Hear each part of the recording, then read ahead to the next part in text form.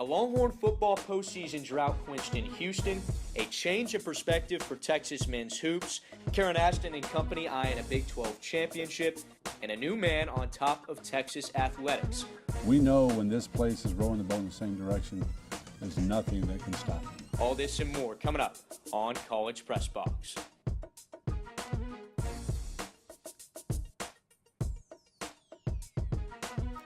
Good evening, and thanks for joining us on this Monday night. I'm Luke Hendry, and this is College Press Box. We're so glad to be back on the 40 Acres, the first show of the semester, and we got plenty to talk about. Now, Texas football completed its season in December at the Texas Bowl. Chance for Tom Herman to record the Longhorns' first winning season since 2013. So we'll take a step back and head to Houston for the highlights.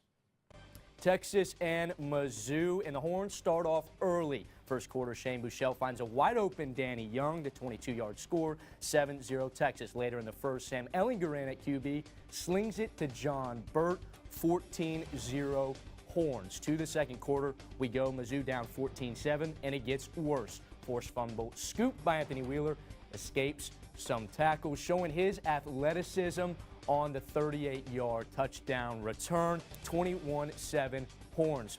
Fourth quarter, little trickery. Reverse to Armani Foreman, block from Sam Ehlinger, touchdown Texas.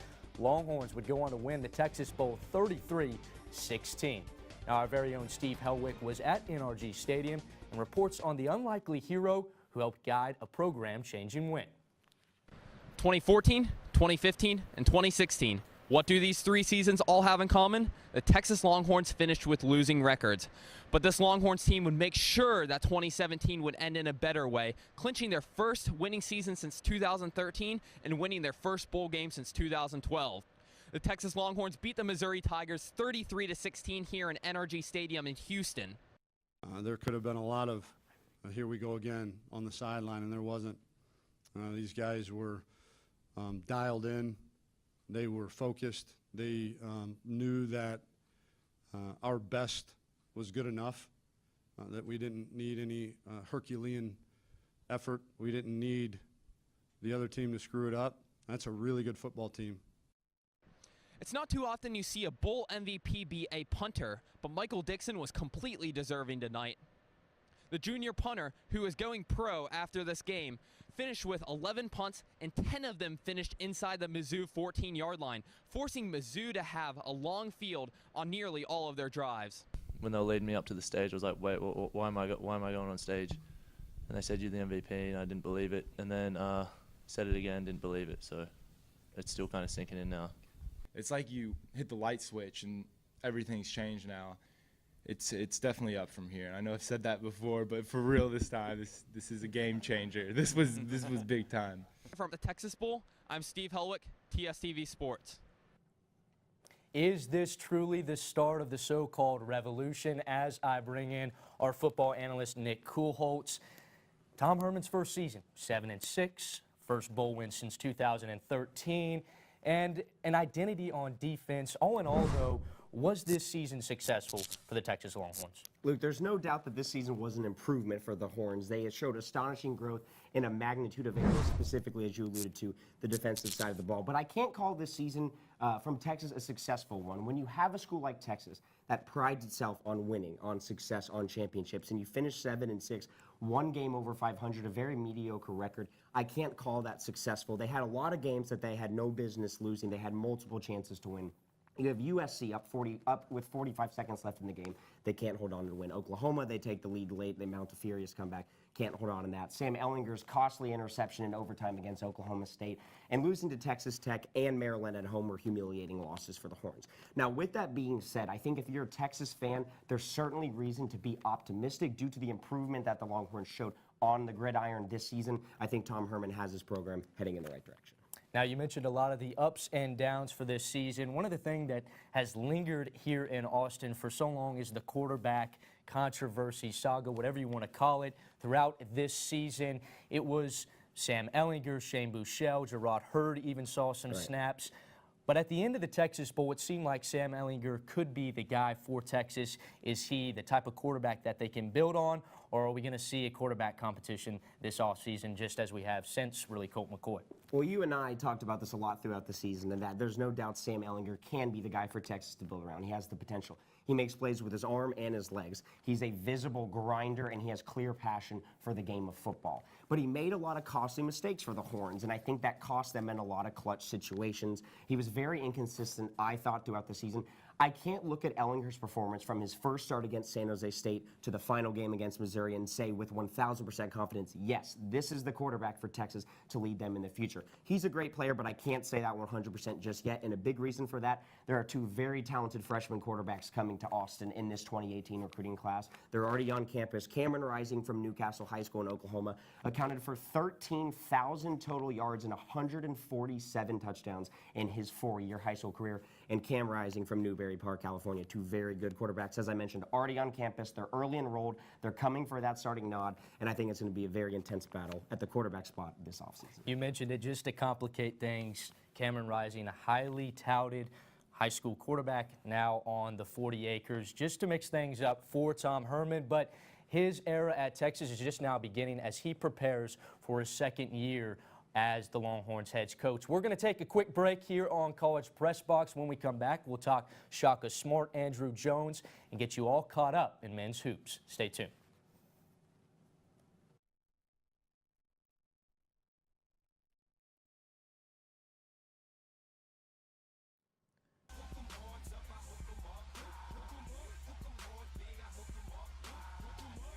Welcome back into College Press Box. Texas basketball showing signs of greatness while still revealing the vulnerability of a young program. The Horns took on the 8th-ranked Texas Tech Red Raiders last Tuesday. Shaka Smart and company looking to bounce back from a difficult loss to Oklahoma State. Now our crew caught up at the Drum in the second half. Shaka Smart, as I mentioned, looking for that bounce-back win. Kerwin Roach, first game back from the injury with the tray, 34-24 Horns. A few possessions later, Matt Coleman with some penetration lobs it to no other than Mo Bamba with the flush, 36-26. Texas would continue the work on offense. Pretty little left-hand land from Dylan Ostakowski. Tech and transition rejected by Mo Bamba. He would finish the game with 5. Later in the fourth, Matt Coleman looking to create some space. He'd find Febres with the tray. The freshman would just about seal it. Texas going on to win this one 67-58. For more on the Longhorns win, here is our very own Nick Kuhlholz.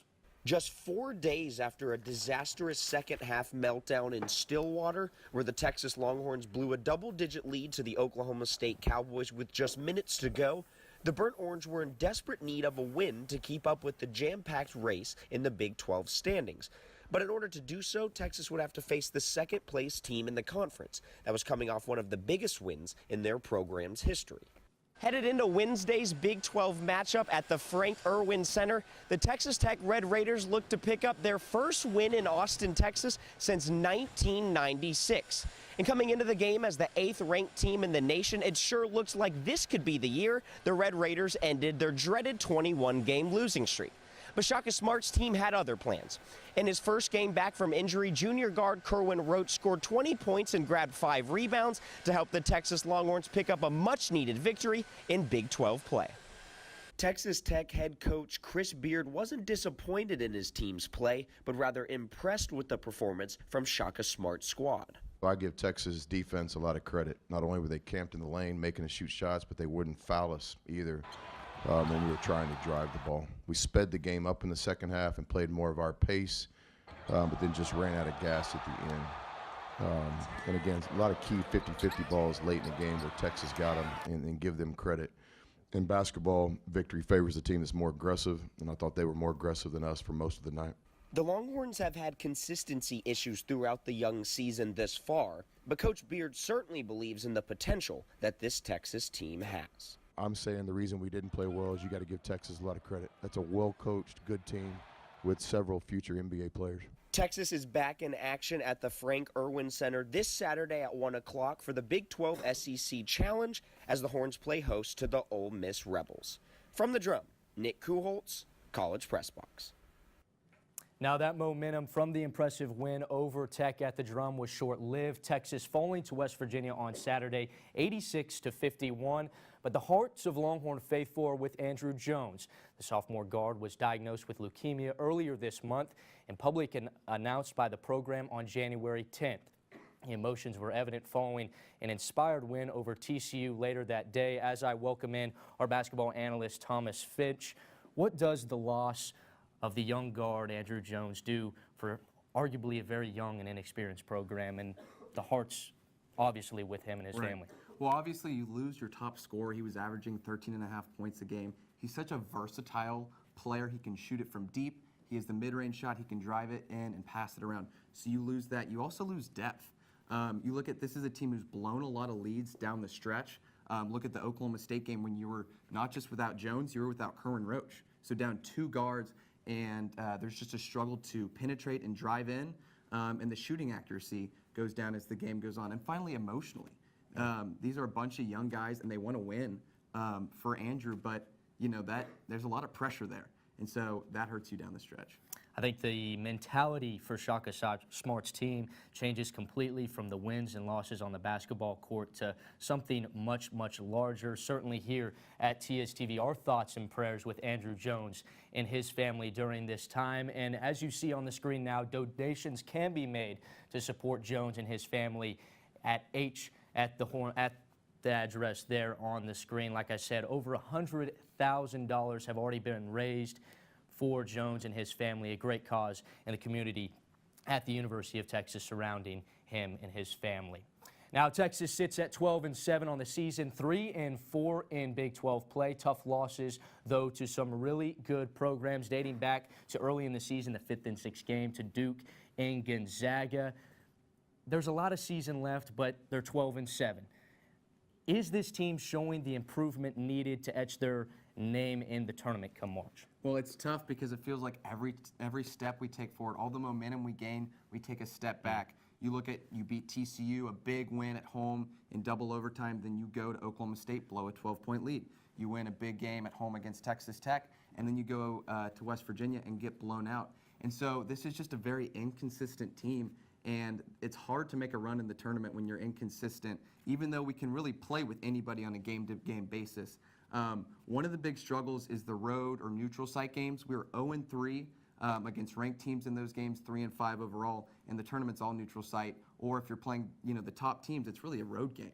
And so you struggle with that, but there is a bright side, and that's the freshman development. You look at guys like Matt Coleman, him and Jace Fredbreast, some of the freshman guards. Coleman's done a good job of learning how to drive, learning how to dish the ball around to the bigs, kicking it out for the 3. And speaking of the bigs, the development of Mo Bamba and Jericho Sims has been impressive.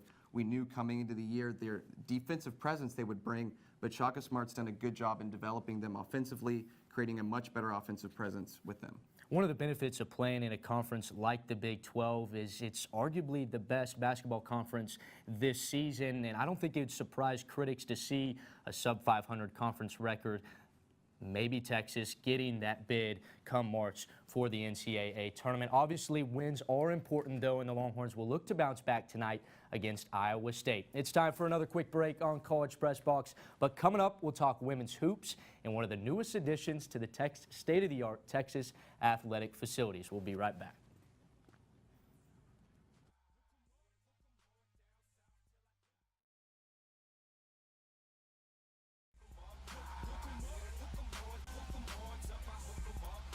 Welcome back into College Press Box, joined now at the desk by Ross Lubinsky. A new year and a new Texas athletic facility. Ross, the complex just east of I-35 has officially opened.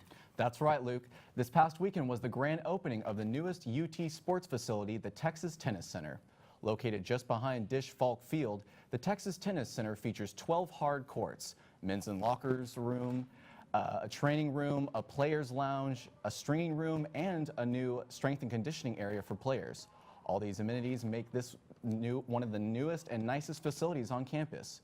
Both teams opened the facility in dominant fashion, with the women sweeping both of their matchups this weekend and the men sweeping all 3 of theirs. Herb Hand, a veteran offensive line coach who has helped coordinate numerous dynamic offenses in his 27 years of coaching, has officially been hired as co-offensive coordinator and offensive line coach at Texas. Hand spent the past 2 seasons as the offensive line coach at Auburn under Gus Malzahn. The newest member of Herman's staff will take over a transforming offensive line, losing senior Jake McMillan and former All-American Connor Williams. Hand officially began in January. Over the break, the number 2 men's and number 5 women's swimming and diving teams hosted the Auburn Tigers, and both came out with a win. The men finished with a final score of 160, with Joseph Schooling taking first in the 100-meter butterfly, the event in which he won an Olympic gold medal in 2016. The women finished with a score of 175 and won 14 out of the 16 events. Next, we shift our focus to the women's basketball team, who had quite a week. They hosted the UConn Huskies, the Goliath of women's basketball, but unfortunately fell short. Our own Katerina Biancardi was there to cover the game.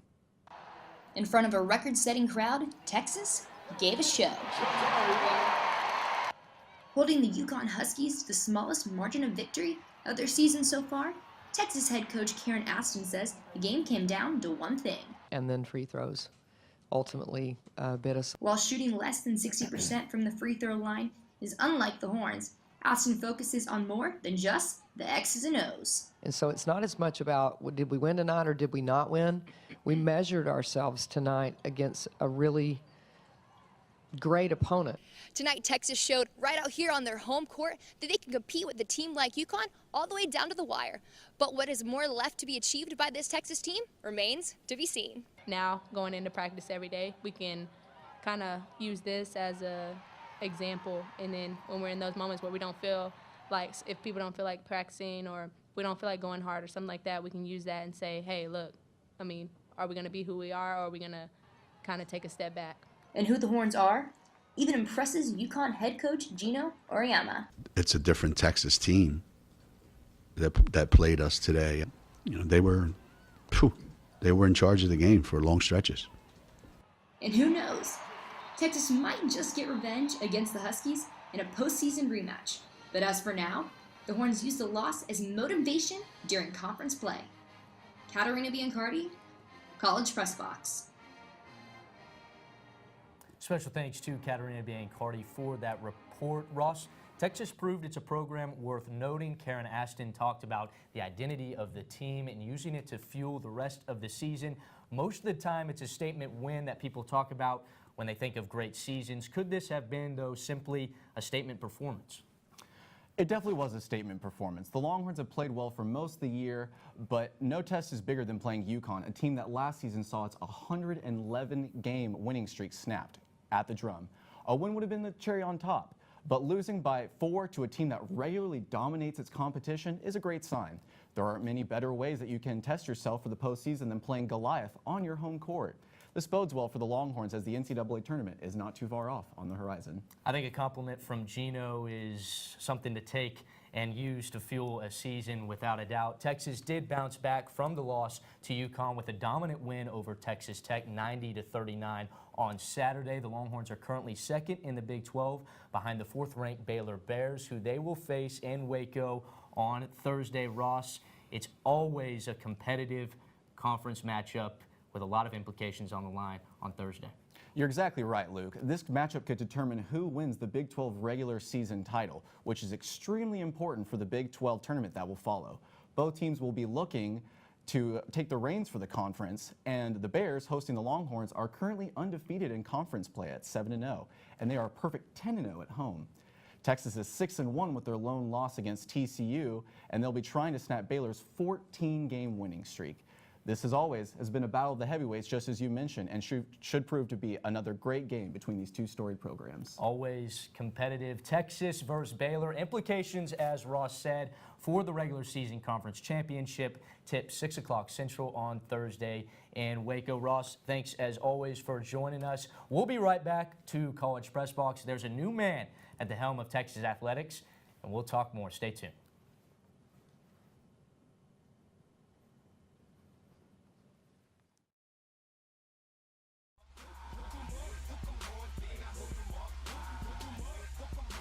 For the final time tonight, we welcome you back into College Press Box. Let's take a look at what Longhorn sports are underway this week. On Thursday, women's basketball taking on Baylor, as Ross and I just discussed. You can catch that game on ESPN2. Friday, women's tennis versus Mississippi State, and men's and women's swimming at Arizona State. Saturday, men's basketball in the SEC Challenge against Ole Miss on ESPN2 as well. Men's tennis taking on Notre Dame, featuring the new facility here in Austin. Women's basketball will continue Big 12 play against Iowa State on LHN. Now for our final story of the night, and one that happened most of during the time off from the 40 acres, is one of the most important, and it is the future of Texas sports. After spending 8 years as the athletic director of the TCU Horned Frogs, Chris Del Conte has come to the 40 acres and is the new athletic director of the Texas Longhorns. There's a new man at the helm for Texas athletics. His name is Chris Del Conte, and he's known as a winner. My philosophy is simple. My job is to support coaches and student athletes in their endeavors to win championships, period. That is it. Del Conte is the former AD at TCU, where in 8 years he guided the Horned Frogs from mid-major ambivalence to Big 12 championship contenders in several sports. So why Texas? Why Texas and why now? Why did Darrell Royal leave Washington to come here? Think about that.